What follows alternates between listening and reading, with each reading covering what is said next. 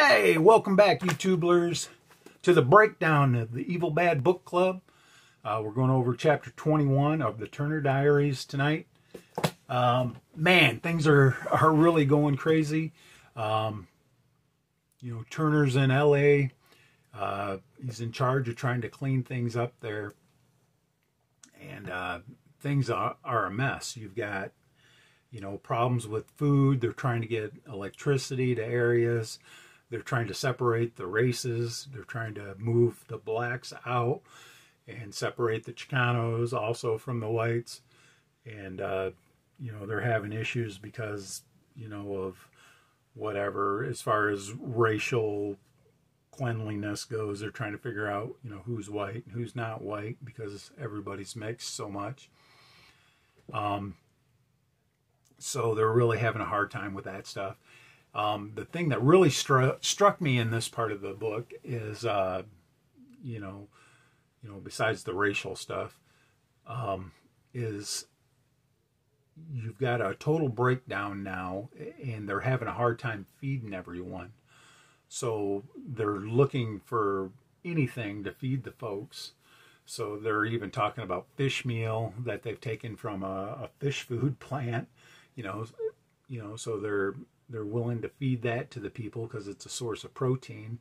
Probably tastes horrible, but they're trying to feed the people because there's no food coming in. So what little food they have, they're trying to make sure that people aren't starving to death. But the citizenry that's there some of them have resorted to cannibalism, and it's a total act of desperation. So they're basically feeding on the children of the other race. Of course, in the book they're portraying the blacks as bad.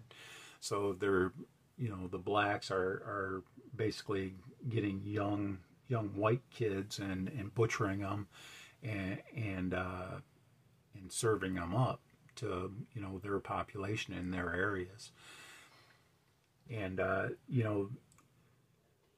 it's even biblical that this has happened. You can even read in the Bible where there's been sieges and everything else where cities are under siege and there's famine in the land, and the citizenry can't get food, so people start eating their young. Even if you go into I think it's trying to remember, Solomon, there was a story in the Bible where these two women come to Solomon, and there's a child that they're fighting over, and the one woman says, "Hey, we had an agreement that we would eat my child this one day, and then we'd eat her child the next." Well, it's her child's turn, and she's reneging. So think about that. Eating your own child, being so hungry and so deprived or mentally to that point where you just don't even care about your own child, that you would eat them. And so it's happened before, and it makes you wonder, if the supply chain were to break down, especially in cities. I live out in the sticks, so I probably wouldn't see that here, I wouldn't think. But in the cities where you have a mass population, if the supply chain breaks down and people are starving, what kind of desperate acts are they going to do? Obviously, first they're going to come looking for food. They're going to be raiding houses. Anybody that can't defend themselves. Like in the book, all the guns are gone. For the most part, there aren't that many, especially in the civilian population, because of the confiscation that had happened. So most of the people are pretty defenseless as far as having the means of something that's an equalizer like a gun.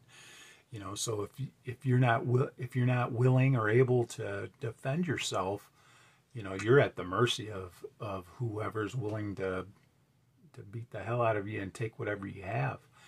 And I think that is one of the scary parts of being in a large metropolitan area like, you know, Chicago, LA, New York, something like that. If the supply chain does break down at some point and they have a hard time getting food in there, you've got all those people, you know, what are they going to do? You know, what are they going to eat? You know, it's, you know, first they're going to go around scavenging food, you know, take anybody's canned goods. Then all the dogs and cats are going to be eating, all the squirrels, rats, all that shit, and then the people, you know, scary stuff, you know, desperate times, you know, call for desperate measures. And, you know, this book, you know, kind of hits on that. And, you know, once you get past the whole racial thing about the book and start looking at it in a more dystopian or a what if this happens or something similar to this happens, you know, it kind of gives you different insights into things.